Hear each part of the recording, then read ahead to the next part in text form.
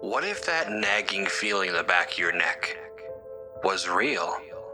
What if those hands reaching out from the dark that you believed were there? What if the monster in the basement really existed? And what if there was really something under the bed? Would you have the courage to face your fears? The clock on my nightstand blinked 3:17 a.m. when the emergency alert jolted me awake.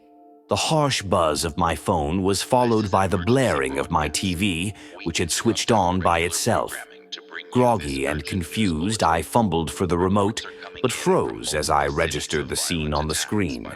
Static flickered across the image, distorting what should have been a standard emergency broadcast. Through the interference, I could make out a pale-faced news anchor, his eyes wide with barely contained panic. His voice came through in broken fragments. Stay in your homes. Reports of violence. Unknown contagion. Do not approach. The image cut to shaky footage of a city street. Even through the grainy quality and constant static, I could see figures shambling in the darkness. A scream pierced through the white noise, abruptly cut short. The broadcast dissolved into a garbled mess of images, glimpses of chaos, flashing emergency lights, and things I couldn't quite comprehend. Just before the signal was lost completely, the news anchor reappeared. Blood trickled from his nose as he leaned close to the camera, his voice suddenly clear. God help us all. The TV went black. In the sudden silence, I heard a distant siren, followed by the unmistakable sound of breaking glass somewhere down the street. The siren's wail grew fainter, replaced by an eerie silence that hung over the neighborhood. I stood frozen by the window, peering through a gap in the blinds. The streetlights cast long shadows, and an overturned trash can spilled its contents across the sidewalk. A flicker of movement caught my eye. A figure stumbled into view, moving with an unnatural gait. Even from a distance, something seemed off. Their clothes were torn and dirty, and they swayed as if drunk or injured. Against my better judgment, I cracked open the front door. "Hey," I called out, my voice sounding too loud in the quiet street. "Are you okay? Do you need help?" The figure turned, and I felt my blood run cold. In the dim light, I could see that half their face was wrong. Torn flesh hung from their cheek, and one eye bulged unnaturally. They let out a guttural moan that raised the hair on the back of my neck. As I watched in horror, the thing that used to be human lurched toward me with surprising speed. Its jaw worked furiously, teeth gnashing as it closed the distance. I slammed the door shut just as it reached the porch steps. The hollow thud of a body hitting wood echoed through the house, followed by frantic scratching and pounding. My heart raced as I fumbled to lock the door, my hands shaking. The thing outside howled, a sound of hunger and rage that was quickly joined by other voices in the darkness. As the chorus of inhuman cries grew, one thought burned in my mind. What I'd just seen was only the beginning. The next few hours were a blur of frantic news reports and social media chaos. My phone buzzed constantly with updates, each more terrifying than the last. Reports flooded in from all over the city. Mass riots downtown. Avoid hospitals, they're overrun. My neighbor just attacked his wife. His eyes were wrong. Shaky video clips showed scenes of carnage, streets littered with abandoned cars, storefronts with shattered windows, and always those shambling figures in the background, their numbers growing. A live stream from City Hall cut out abruptly as something lunged at the reporter. The image of her terrified face stayed with me, burned into my retinas. The government tried to maintain order. National Guard troops rolled into the city, their convoys visible from my window. A stern-faced general appeared on TV, urging calm and promising containment. But the fear in his eyes betrayed the truth. They were as lost as the rest of us. My phone pinged with an incoming text. It was from my best friend, Alex. They're everywhere. I'm trapped at work. If you're safe, stay there. Don't trust anyone. They look normal until they're not. As I read the message, the power flickered and died. In the sudden darkness, I heard glass breaking somewhere in the house. A low, hungry moan drifted up from downstairs. I wasn't alone anymore.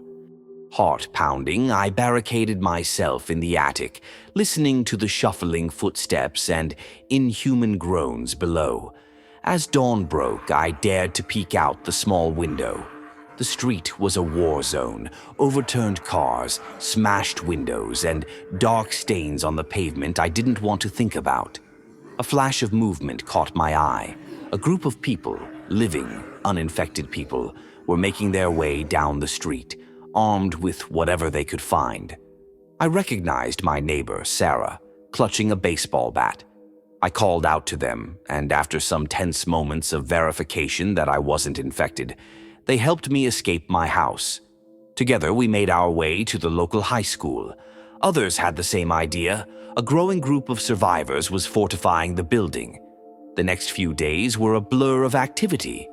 Barricading doors and windows, scavenging for food and supplies, setting up a makeshift infirmary. We established rules. No one goes out alone. Any bite, no matter how small, means isolation. Conserve resources. We don't know how long this will last, but as days turned to weeks, tensions rose. Food was running low. People argued over leadership and distribution of supplies. Worst of all, the infected seemed to be growing smarter, testing our defenses with increasing frequency. One night, as I took my turn on watch, I overheard a hushed conversation between two survivors who had military backgrounds. They spoke of rumors, whispers of government experiments gone wrong, of a cure being withheld. As I strained to hear more, a piercing scream cut through the night. The infected had breached our perimeter. Our safe haven wasn't safe anymore. As chaos erupted around us, I found myself separated from the main group. Desperate to escape the horde of infected pouring into the school, I ducked into an abandoned classroom. There, huddled in the dark, I stumbled upon something that would change everything. A laptop, still running on battery power, sat open on a desk. Its screen flickered with an open email, apparently from a government official to a local scientist. My blood ran cold as I read, "Project Lazarus must remain confidential. The nanotech was never meant for civilian application. Containment is our top priority. If word gets out about the true nature of this virus, panic will..."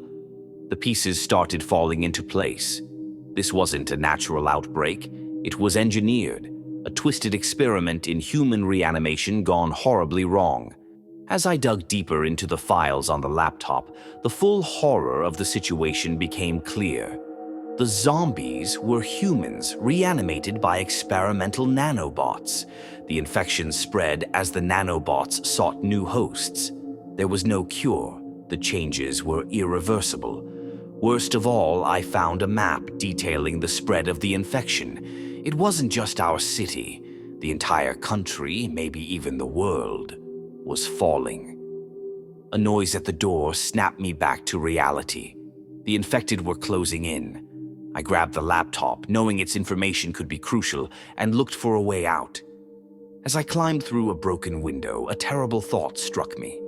If the government had been willing to cover this up, how far would they go to keep their secret?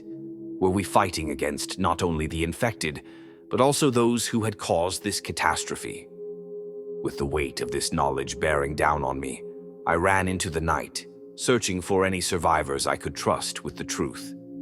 Days blurred together as I moved from hiding place to hiding place, always one step ahead of the infected, and those I suspected were trying to keep the truth buried. The laptop's battery had long since died, but I'd memorized its crucial information. Eventually, I found my way back to a handful of survivors from the school, including Sarah. When I shared what I'd learned, their reactions ranged from disbelief to rage. But as we compared notes on the strange behavior of military units we'd encountered, a grim acceptance set in. We decided to make a stand, not just against the infected, but against those responsible for this nightmare. Our plan was desperate. Reach the nearest military command center, broadcast the truth, and hope that someone out there could use the information to find a way to stop the nanobots. Our journey was harrowing. The infected seemed to be evolving, showing signs of coordination we hadn't seen before. We lost people along the way, each death a knife to the heart. Finally, we reached the command center. It was a fortified compound crawling with armed guards. Using every ounce of cunning and the last of our supplies, we managed to infiltrate the facility. We fought our way to the communications room, barricading ourselves inside. As Sarah and the others held off the soldiers trying to break in, I frantically worked to broadcast our message and the data from the laptop. Just as I hit transmit, the door burst open. Gunfire erupted and I felt a searing pain in my side. As my vision blurred, I saw the screens around us light up with incoming responses. Our message had gotten through. In those final moments, as chaos engulfed us, I caught a glimpse of a reply. Message received. Nanobot shutdown sequence initiated. A wave of relief washed over me. Then darkness. I don't know if I'm alive or dead as I recall this. Perhaps the nanobots claimed me in those last seconds. Perhaps I'm in a government facility being debriefed or worse. Or maybe, just maybe, that shutdown sequence worked, and somewhere out there the world is beginning to heal. All I know is that the truth is out there now. And in the end, that's what matters.